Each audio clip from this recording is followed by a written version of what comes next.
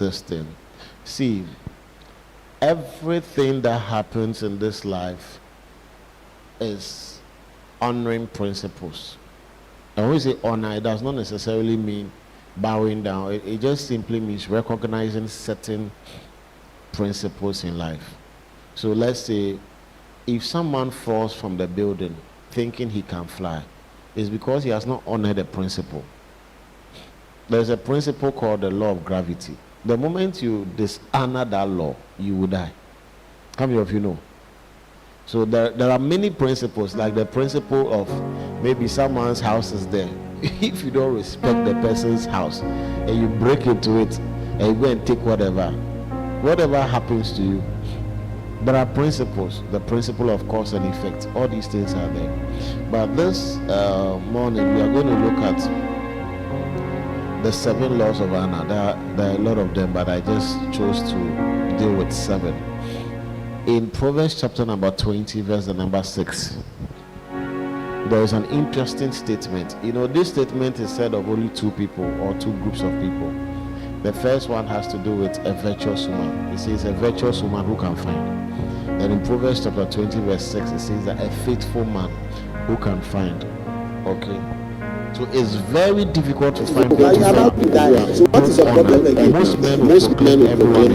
What I want to know is that a faithful man, his father was at God. So if you see a person in the dying stage, he was sick, and the man was dying. When I went to the hospital, I saw him. Said that don't worry, we have to fine. I started laughing. So it is difficult to find people.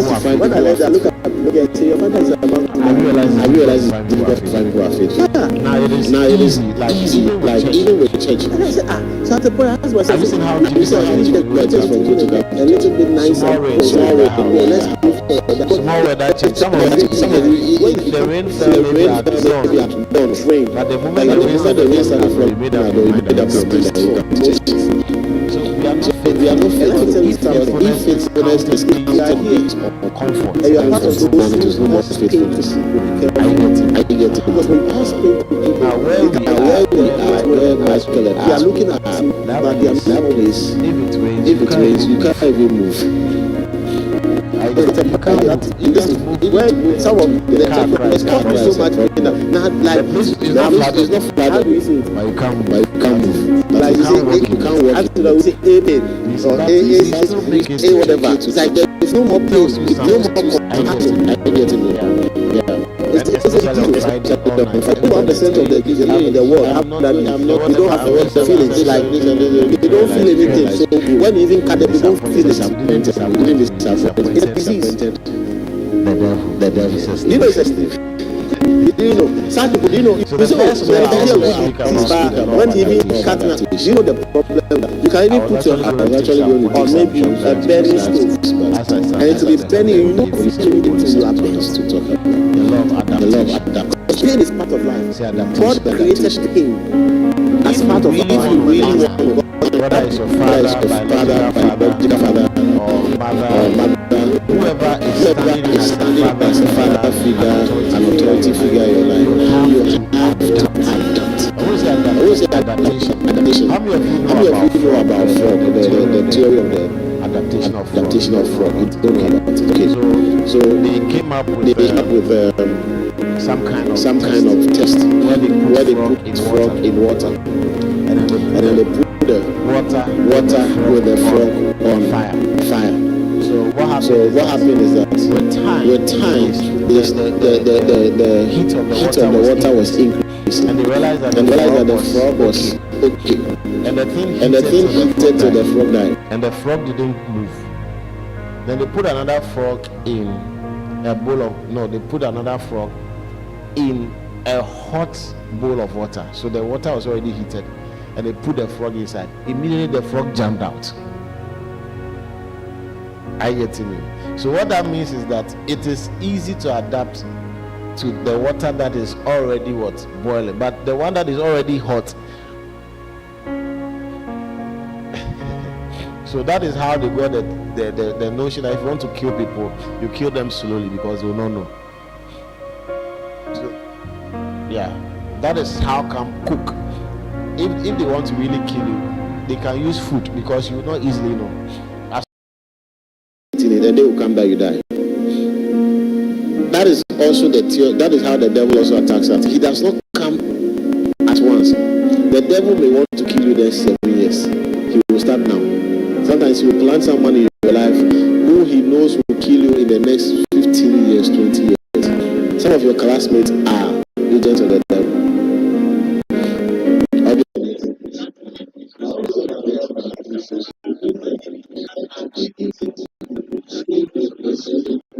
To suit your honor and respect for someone you love.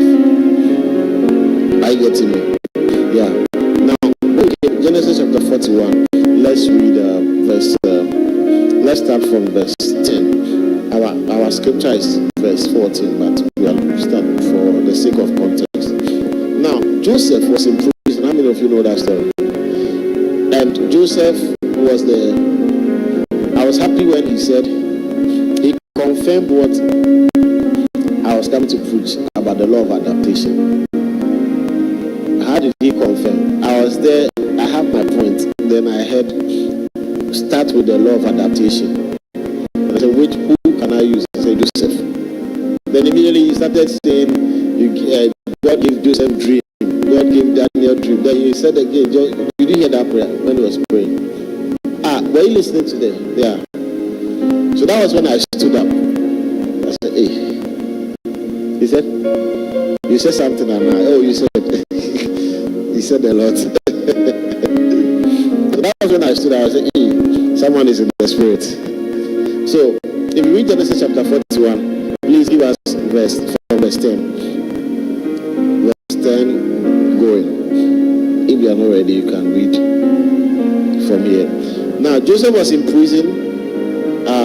41:10. Joseph was in prison, and Pharaoh had a dream. Now, Pharaoh wanted interpretation to the dream. It is Pharaoh that wants the interpretation, not Joseph. Pharaoh was worth it, his servant, and put me in ward in the captive. That was the chief butler. That is now talking. Let's go to verse 11. We are ending at verse 14. So this time he was now telling Pharaoh that there is someone who can interpret your dream. Are you getting me? Then verse 11, let's continue. Pharaoh now starts saying they should bring ye out. Okay, read. I think there is slowness at there. The number 11. Then we dreamed a dream in one night. Yeah. I and he. We dreamed each man according to the interpretation of his dream. You are that, put it at verse 14 so that as he's reading, we'll get there. It looks like and there the reading is faster than us, a young man, an Hebrew, servant of the captain of the guard. And we told him, and he interpreted to us our dreams. To each man according to his dream, he did interpret. Verse 13, and it came to pass, as he interpreted to us, so it was. Me, he restored unto mine office, and him he hanged. So verse 14. 14, let's all read together. 1, 2, go. Then Pharaoh sent and called, and they brought him out of the water, and changed his raiment and came in unto Pharaoh. Now this is where the law of adaptation sets in. Joseph is coming from the Hebrew lineage. If you read the Bible, Hebrews were not allowed to shave their beard. Okay, you don't shave. It's not like nowadays that we can shave and you don't even make any markings in the corners of your head. It's an abomination. So in the Hebrew culture, you don't shave, you don't do so many things. You don't barber your hair. The only time if you barber your hair or shave, it means that there is shame. Let me show you. In 2 Samuel chapter 10, there was a story of David, and then he sent some people to a place, a king called Hanun. When they went to Hanun to commiserate with him because he had just lost his father, the guy thought that the people were spies come to spy his land. So do you know what he did? He shaved their hair half, and then he cut their dress at the back.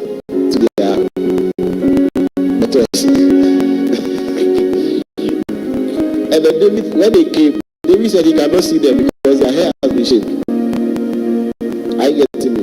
Because it is shame for your hair to be cut. That is the Jewish culture. But in the Egyptian culture, it is gentlemanly for you to shave your hair.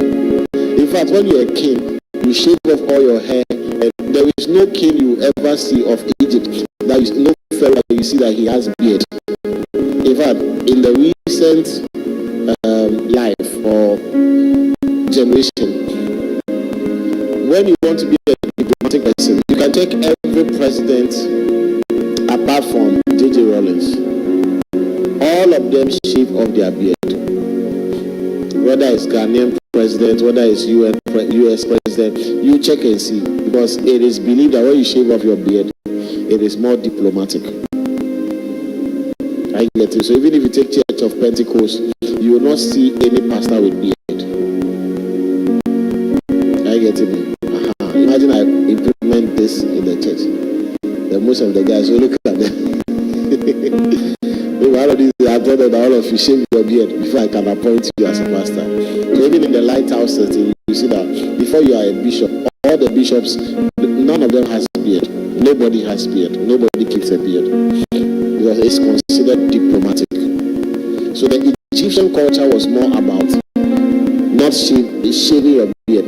The Israeli diplomacy is don't shave. And now you've come before Pharaoh, you are coming before Pharaoh, and they say before you can see Pharaoh, you have to shave off your beard. It is Pharaoh that needs you.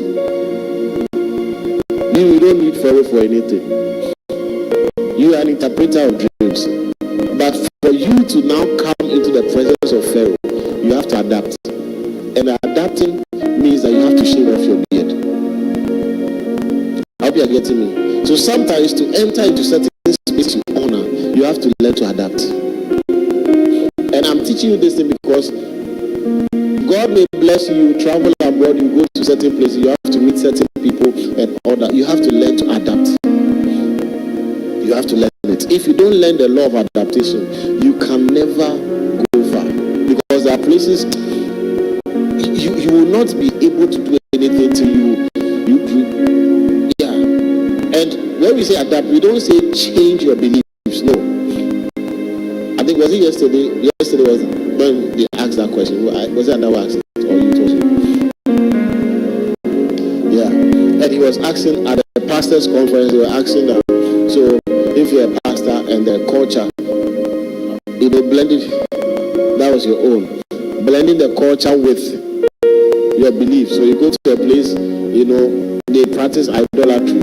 So at what point does culture eat into the practice of Christianity? So how do you balance the two? So like the Homowa festivities, you can rise up and say, hey, we are Christians. We have to play keyboard and everything. The truth of the matter is that playing keyboard or not playing keyboard is not salvific. It has no consequences or bearing on our Christianity. If someone comes down and say that nobody should mention Jesus, that one we can stand. We can go to prison for it, and we will go to prison for that. If someone comes and say that, hey, you people don't pray in the name of God, you should be ready to die for that one. But there are things to that are not.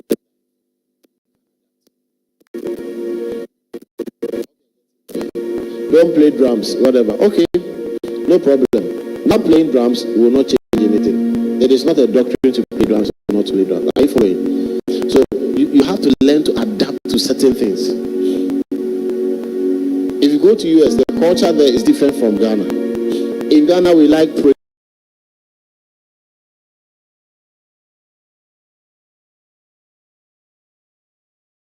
You don't say that. You can't preach any message that